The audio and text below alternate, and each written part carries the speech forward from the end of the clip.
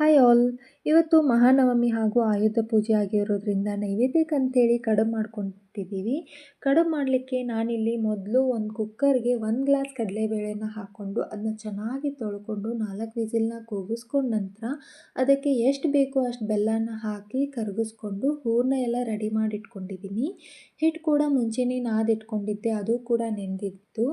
ಇವಾಗ ಒಂದೊಂದೇ ಎಲೆಗಳನ್ನ ಲಟ್ಟಿಸಿ ಈ ಥರ ಹೂರಣ ಇಟ್ಕೊಂಡು ಸುತ್ತಲೂ ಹಾಲು ಅಥವಾ ನೀರನ್ನ ಹಚ್ಚಿ ಈ ಥರ ಒಂದೊಂದೇ ಕಡುಬು ಮಾಡಿಕೊಂಡು ಕಾದಿರೋ ಎಣ್ಣೆಗೆ ಹಾಕಿ ಅದು ಗೋಲ್ಡನ್ ಫ್ರೈ ಆಗೋವರೆಗೂ ಫ್ರೈ ಮಾಡಿಕೊಂಡು ತೆಗೆದಿಟ್ಕೊತೀನಿ. ಹಾಗೆ ಸ್ವಲ್ಪ ಸಣ್ಣಗೆ ಕೂಡ ಕರಿದು ತಕ್ಕೊತೀನಿ. ಇವಾಗ ನೈವೇದ್ಯ ರೆಡಿ ಮಾಡ್ಕೊತೀನಿ. ನಾನಿಲ್ಲಿ 4 ಪ್ಲೇಟ್ ನೈವೇದ್ಯ ರೆಡಿ ಮಾಡ್ಕೊತಾ ಇದ್ದೀನಿ. ಒಂದು ಜಗಲಿಗೆ, ಒಂದು ದೀಪಕ್ಕೆ, ಇನ್ನೊಂದು ಆಯುಧ ಪೂಜೆಗೆ. ನಮ್ಮ ಕಡೆ ಎಲ್ಲ ಕಂಡೆ ಪೂಜೆ ಅಂತ ಹೇಳ್ತೀವಿ. ಹಾಗೆ ಇನ್ನೊಂದು ಬಂದುಬಿಟ್ಟು ಬೋರ್ ಪೂಜೆಗೆ. ದಸರಾ ಅಂದ್ರೇ 9 ದಿವಸ 9 ಕಲರ್ ಬಟ್ಟೆಗಳನ್ನ ಹಾಕ್ಕೊಂಡು ಅಲಂಕಾರ ಮಾಡ್ಕೊಳ್ಳೋದಂದ್ರೆ ಒಂಥರ ಖುಷಿ ಹೆಣ್ಮಕ್ಳಿಗೆ. ನಾವೆಷ್ಟೇ ಬಟ್ಟೆಗಳನ್ನ ಹಾಕ್ಕೊಂಡ್ರೂ ಈ ದಸರಾ ಟೈಮಲ್ಲಿ ಬರುವಂಥ ಕಲರ್ಗಳ ಬಟ್ಟೆ ನಮ್ಮ ಹತ್ರ ಇಲ್ಲ ಅಂದರೆ ನಮ್ಮ ಹತ್ರ ಬಟ್ಟೆನೇ ಇಲ್ಲ ಅಂತ ಈ ಕಲರ್ ತೊಗೋಬೇಕು, ಆ ಕಲರ್ ತೊಗೋಬೇಕು ಅಂತ ತೊಗೋತಾನೆ ಇರ್ತೀವಿ. ಹೆಣ್ಮಕ್ಳಿಗೆ ಎಷ್ಟೇ ಬಟ್ಟೆ ತೊಗೊಂಡ್ರೂ ಕೂಡ ಅದು ಕಡಿಮೆನೇ. ಇವಾಗ ಕೆಳಗಡೆ ಬೋರ್ ಪೂಜೆ ಮಾಡ್ಕೊಳ್ಳಿಕ್ಕೆ ಹೋಗ್ತಿದ್ದೀನಿ.